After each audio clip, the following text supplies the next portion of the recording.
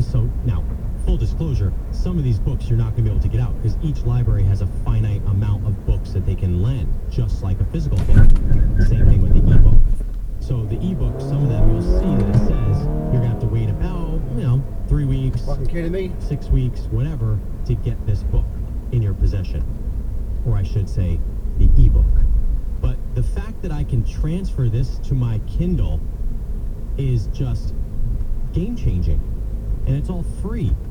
Now, free from your local library. And it feels good because you're getting something from your local library. You're using the system that was put in place to kind of spread knowledge. So again, the app is called Libby. The website, libby.app.com. And it's like it's like discovering your local library all over again. But the fact that you can send this, you can read it in the app, by the way. But the fact that you can send it to a physical Kindle in one click is just amazing to me.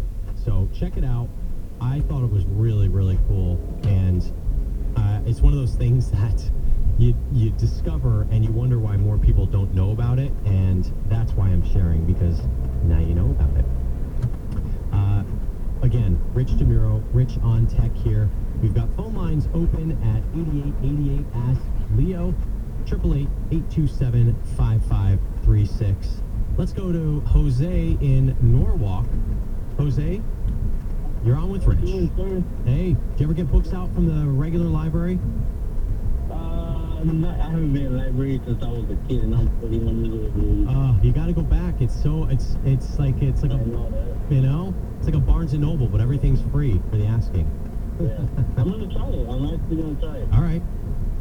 What's on your mind? So I have a Samsung S9 Plus, and I recently, my screen started acting up.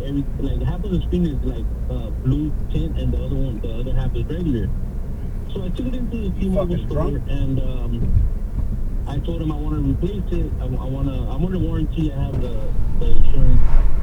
I put a monthly insurance, correct? So the guy tells me, well, this is gonna have to be for the deductible. I said, wait a minute, what are you talking about?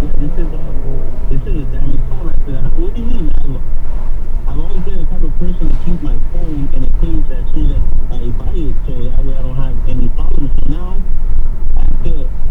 I don't mind paying the deductible as long as I blocked it or I broke the screen or anything like that. But now I have to pay deductible because they say that it's called screen burning, and that's a part of the I guess the procedure now that because it happened to the phone. Now it's being deductible. Almost fucking did it. And the customer has to pay the deductible for it. So it's a little gotcha.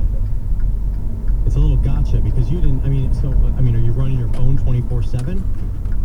I don't run my phone 24/7, but I do use a lot. My kids always want to watch YouTube or whatever,